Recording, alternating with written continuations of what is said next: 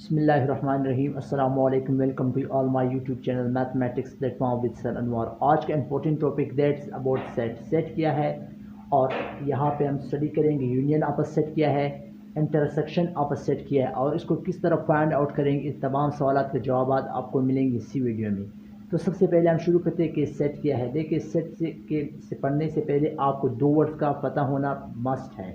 सबसे पहला है वेल डिफाइंड। वेल डिफाइंड का मतलब क्या है? वेल डिफाइंड का मतलब है वाजे। आप जो भी सेट है वो वाजे होना चाहिए। वाजे से क्या मुराद है? फॉर एग्जांपल मैं लिखता हूँ कि A is equal to A B C. अब इनमें से हमें पता है कि ए भी एक अल्फ़ाबेट है इंग्लिश का, बी सी भी। लेकिन अगर इसके बरक्स में एक चीज़ लिखता हूँ कि ए बी और कोई इस तरह चीज़ लिखता हूँ, अब देखिए इसका कोई मानी नहीं है, तो ये सेट का हिस्सा नहीं हो सकता है क्योंकि ये वेल डिफाइंड नहीं है। ठीक है। सेकंड नंबर पे क्या होना चाहिए? सेट जो थे वो डिस्टिंक्ट होना चाहिए। डिस्टिंक्ट होना चाहिए। डिस्टिंक्ट का मतलब क्या होता है?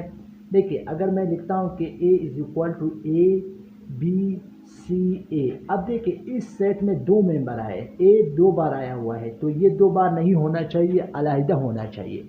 यानी सेट में एक अरकान वाजे भी होना चाहिए कि उसका कोई मानी भी हो, और सेट में कोई रिपीटेशन नहीं होना चाहिए। यानी ए को आप दो बार लिखते हैं तो ये कोई डिस्टिंक्ट सीट नहीं हुआ, बल्कि एक ज्वाइंट सीट बन गया। ठीक है।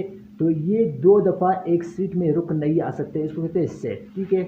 अब इसके बाद सेट की जो ये सेट रिप्रेजेंटेशन होता है उसको हम क्या है, कैपिटल लेटर से कहते हैं। जिस तरह ए को कौन से लेटर, कैपिटल लेटर से हम सेट की रिप्रेजेंटेशन को कहते हैं। जब आप भी किसी भी सेट के रिप्रेजेंटेशन करते हैं, जैसे कि इस सेट का रिप्रेजेंटेशन ए से होता है, इस सेट का रिप्रेजेंटेशन बी से होता है, ये आपने कैपिटल लेटर से करना है।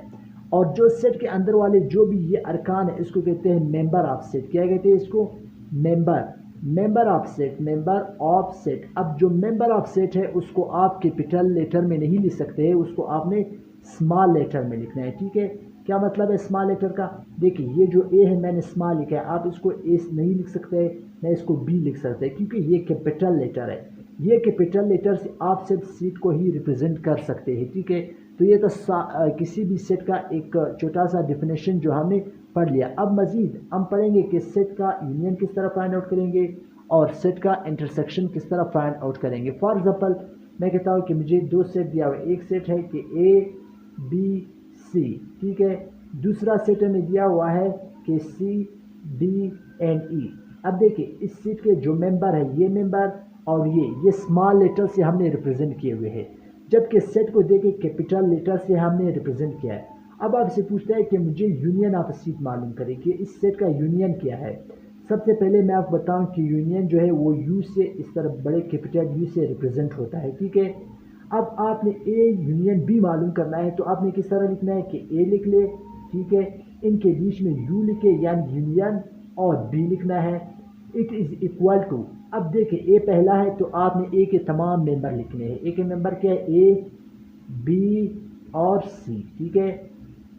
अब बीच में यूनियन है तो आपने इनके बीच में भी यूनियन, इस तरह यू लिखना है, यूनियन कहते हैं इसको। फिर ये जो बी है इसके आपने मेंबर लिखने हैं, सी डी और ई। अब यूनियन का मतलब है इन तमाम मेंबर को आप इकट्ठा लिखे। सही है। तो इकट्ठा किस तरह लिखेंगे?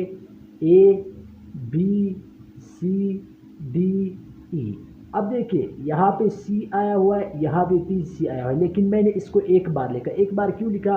क्योंकि डिफिनेशन ऑफ सेट क्या है कि डिस्टिंक्ट ऑब्जेक्ट होना चाहिए। डिस्टिंक्ट मतलब अलहदा होना चाहिए, कोई इसमें मिक्सअप नहीं होना चाहिए। तो लिहाजा मैंने सी को एक बार लिखा, दो बार लिखने की इसका ज़रूरत नहीं है। तो इसका कहते हैं यूनियन। यूनियन का मतलब मिक्स करना, दो चीज़ों को मिलाना। इसी तरह अगर मुझे एक और सवाल दिया था कि ए इज इक्वल टू 1 2 3 4, ठीक है, और बी दिया जाता है क्या? A B C D. अब इसका अगर यूनियन हम फाइंड आउट करना चाहते हैं तो क्या करना है? सबसे पहले हमें लिखना है ए यूनियन बी। अब सबसे पहले ए के जो मेंबर है आप लिखे 1 2 3 4। अब इनके बीच में यू है तो आपने यूनियन मालूम करना है, यू लिखे। फिर इसके जितने मेंबर है ए बी सी डी, अब इन तमाम को आपस में मिलाए, इसका यूनियन बन जाएगा 1 2 3 4 ए बी सी डी। यानी यूनियन का मतलब है जो भी सेट आपको दिए हुए हैं उनके तमाम जितने मेंबर हैं आप उसको एक अलहदा सीट में लिखे, तो ये इसका यूनियन आपने फाइंड आउट करना है और बीच में यू का साइन लगाना है। यू भी कैपिटल वाला लिखना है, कोई स्मॉल वाला आपने नहीं लिखना है। इसको कहते हैं यूनियन ऑफ सेट। अगर आपको बताया कि मुझे इंटरसेक्शन चाहिए, फॉर एग्जाम्पल आपको सेट दिया हुआ है कि A is equal to A B C D E, ठीक है। इसी तरह आपको बी का सेट दिया हुआ है कि D E F N G. अब कहते हैं आप देखिए इसका मुझे इंटरसेक्शन फाइंड आउट करके दे, सही है। अब इंटरसेक्शन क्या है, सबसे पहले इंटरसेक्शन को हम यू का उलट लिखते हैं, बिल्कुल इस फॉर्म में लिखते हैं ए। और अगर ए इंटरसेक्शन बी इसको चाहिए तो आपने क्या करना है, ए लिखना है और ये साइन डालना है, फिर बी लिखना है, फिर इट इज़ इक्वल टू सबसे पहले ए के जितने मेंबर है आप वही लिखे। ए के मेंबर है A B C D and E. अब बीच में इंटरसेक्शन का साइन डालना है आपने, ये लिखा। अब बी के जो मेंबर है वही लिखे, D E F G, D E F G, सही है। अब इंटरसेक्शन का से मुराद है कि इन दोनों में से जो कॉमन वर्ड्स है, दोनों में से जो कॉमन लेटर है आपने वही लिखना है। इंटरसेक्शन में हमने तमाम को मिला के लिखना था, जबकि यूनियन में इंटरसेक्शन में आपने सिर्फ उन वर्ड्स को लिखना है जो कि ए में भी मौजूद हो, बी में भी मौजूद है, ठीक है। अब देखिए इनमें से देखिए ए में है लेकिन बी में नहीं, आपने नहीं लिखना है। बी यहाँ पे है, यहाँ पे नहीं, आपने नहीं लिखना है। सी ए में है, डी में नहीं, आपने नहीं लिखना है। देखो डी यहाँ पे भी है, यहाँ पे भी है।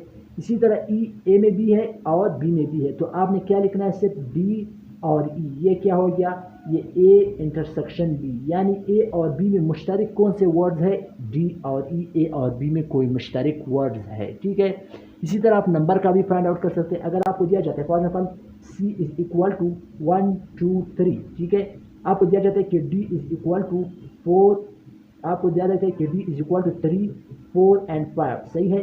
इसी तरह आपको ई दिया जाता है, 3 4 5 6। आप इनका अगर इंटरसेक्शन आपने फाइंड आउट करना है तो आपने क्या करना है, देखो C intersection D intersection E, ठीक है। आपने 3 का मालूम करना है। अब एक अलग लिखे, सबसे पहले सी के जो मेंबर है वही लिखे 1 2 3, सही है। फिर इंटरसेक्शन बीच में डाले और फिर डी के मेंबर लिखे 3 4 5 3 4 एंड 5, फिर आप इंटरसेक्शन डाले। फिर ई के मेंबर 3 4 5 6 3 4 5 4 5 6, ठीक है। यहाँ पे 4 लिखना है। अब इनमें से जो कॉमन है वही सिर्फ आपने लिखना है। सब में कॉमन क्या है, 3 इसमें भी है, इसमें भी है, इसमें भी है, किसी और में नहीं है। तो अब A C intersection D intersection E क्या आ गया, 3 आ गया, यानी इन तमाम में कॉमन मौजूद है। यानी कहने का मतलब ये, जब आप यूनियन आपसे पूछता है तो यूनियन का मतलब है तमाम को मिलाकर एक आपस में ताल्लुक कायम करना, ठीक है, तमाम मेंबर। इंटरसेक्शन में सिर्फ क्या करना है, आपने कॉमन को लिखना है, ठीक है। अब मुझे उम्मीद है कि आपको set union of set intersection of set के बारे में मुकम्मल इंफॉर्मेशन होगी।